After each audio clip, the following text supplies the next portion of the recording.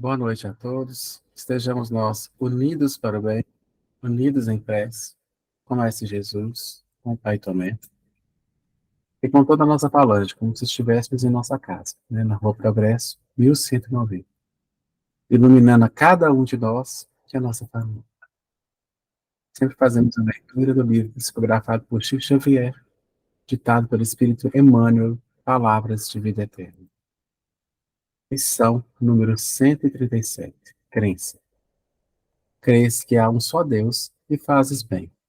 Mas os demônios também creem e estremecem. Evangelho de Tiago, capítulo 2, versículo 19. Alguns momentos de reflexão no Evangelho sacodem-nos o raciocínio, para que venhamos despertar no reconhecimento de nossas responsabilidades em matéria de crença. Asseveramos, a cada passo, a convicção iniludível quanto à existência de Deus. Habitualmente, enquadramos a vida mental a determinado tipo de interpretação religiosa, a fim de reverenciá-lo através do modo que supomos mais digno. Construímos santuários para honrar-lhe a nobreza. Pretendemos enobrecê-lo em obras de arte. Sabemos admirar-lhe a sabedoria, seja na grandeza do firmamento ou na simplicidade do chão. Certificamo-nos de que suas leis são incontestáveis, desde as que foram decretadas para a semente até as que traçam o caminho às constelações. Articulamos preces em louvor ou de súplica, nas quais endereçamos os anseios mais íntimos. Receitamos confiança em Deus para todos aqueles que ainda não conseguiram entesourá-lo. Às vezes, chegamos até mesmo ao entusiasmo infantil dos que imaginam adivinhar as opiniões de Deus, nisso ou naquilo. Todas essas atitudes nascem da pessoa que reconhece a imanência de Deus. Entretanto, os espíritos perversos também sabem que Deus existe. Crença por crença, a crença nos planos superiores e a crença nos planos inferiores. Meditemos nisso para considerar que, acima de tudo, importa saber o que estamos fazendo de nossa fé. Lição número 137. Crença. Crês que há um só Deus e fazes bem. Mas os demônios também creem e estremecem. Evangelho de Tiago, capítulo 2, versículo 19. Boa noite a todos e a todas. E hoje essa lição ela é muito importante para todos nós, né? Porque a gente está tendo duas palavrinhas aí, que é a crença e a fé. E por que que o Emmanuel termina o trecho dele ali, a explicação dele falando da fé? Porque lá no versículo, nessa mesma parte dessa passagem de Jesus, no versículo 17, ele fala assim: a fé sem obras está morta em si. E aí no 18 ele fala assim: dirá alguém, tu tens a fé e eu tenho as obras. Mostra-me a tua fé sem as tuas obras, e eu te mostrarei a minha fé pelas minhas obras.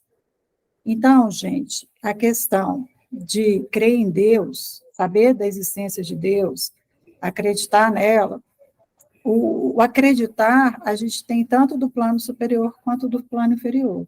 E a gente sabe que os espíritos, né, no plano espiritual, sabem muito mais, ou quem está ali focado no mal, eles conhecem profundamente também o Evangelho.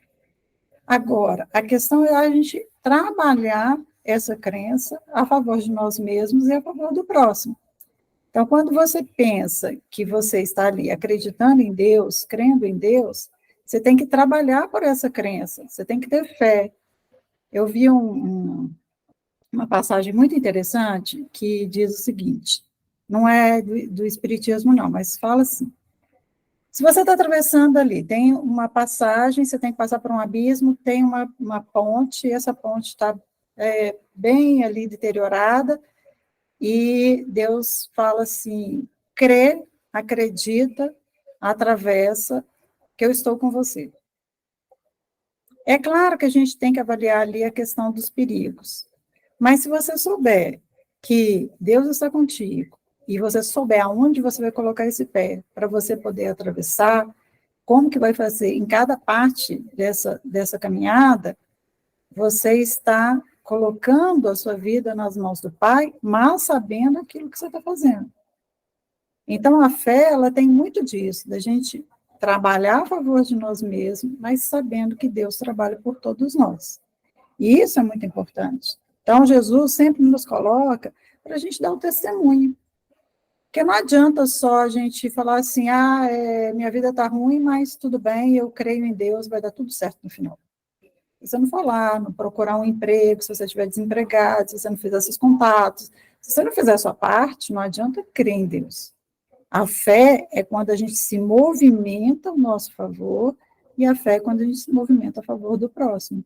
Por isso, Emmanuel traz no final assim, acima de tudo importa saber o que estamos fazendo com a nossa fé, que é a nossa caminhada.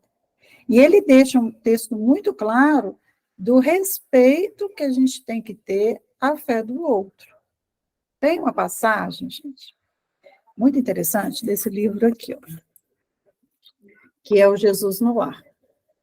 E esse trecho é o Evangelho, né, de Jesus na casa dos apóstolos, chama Fé Vitoriosa, né, porque eu acho que esse texto traz muito sobre a fé para nós. E esse trecho, ele conta, os discípulos estavam falando assim, a gente tem que se unir, a gente tem que fazer a resistência, a gente tem que mostrar que o Evangelho de Jesus é mais importante. E aí Jesus vem com essa passagem, dizendo que três homens primitivos constituíram suas famílias. Um achava que o poder de Deus estava no sol. O outro achava que o poder de Deus estava no trovão. E o outro achava que o poder de Deus estava no vento. Só que, se a gente pensar, todos estavam acreditando em Deus, né? Só que eles guerreavam, eles se matavam, eles traziam danos para a floresta. Até que aparece um mensageiro e fala assim, olha, se você crê em Deus, né, e crê no sol ali, que Deus está presente no sol, sim, ele é a força ali que nos mantém vivos. Mas se você crê no trovão, ele faz a limpeza, né, do ar, e isso também dá a presença de Deus. Se você crê no vento, ele trabalha na natureza a favor do alimento, e isso também é crer em Deus. E aí Jesus, ele fecha assim, que eu achei muito interessante. Quando a criatura guarda a bênção do céu e nada realiza de bom em favor dos semelhantes e a benefício de si mesmo, assemelha-se ao avarento que precisa do inferno, que precipita no inferno da sede e da fome, no intuito de esconder indebitamente a riqueza que Deus lhe emprestou. Por isso mesmo, a fé que não ajuda, não instrui e nem consola, não passa de escura vaidade do coração. Então, meus amigos, esse trecho que Tiago nos traz, que Emmanuel explica, é crença, respeito e fé. Crer em Deus é importantíssimo, mas quem nos movimenta é a nossa fé. E respeitar o outro faz toda a diferença, porque se todos acreditarem no Pai, independente da religião que ele tiver, ele vai caminhar. Então, não adianta a gente criar julgamentos para os outros, quando basta que a gente movimente a nós mesmos. Então, é esse movimento que Jesus nos convoca. Quando ele coloca lá nas bodas, né, no banquete que estava sendo servido, e que a pessoa ela vai ser expulsa lá do banquete porque ela não está com a veste nupcial, é porque a gente não provou, é que a gente não transformou. A brancura da nossa roupa, ela corresponde ao nosso perispírito, ela corresponde às nossas ações, ela corresponde àquilo que a gente fez para nós, que a gente fez para o próximo. É isso que nos movimenta.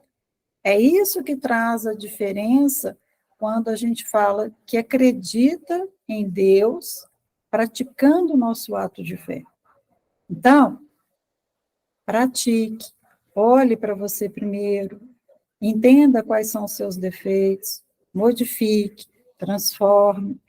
Isso é estar em conexão com o Pai. Não é você ter um quadro da Santa Ceia em casa, não é você apreciar uma obra de arte em um museu lá, fantásticos, maravilhosos. Não é você ir à igreja e ter ali a hóstia. Não é você ir ao centro espírita e tomar um passe. Não é você ir tomar um jorei. Não é nada disso. Isso é importante quando no dia a dia a gente pratica o nosso ato de fé.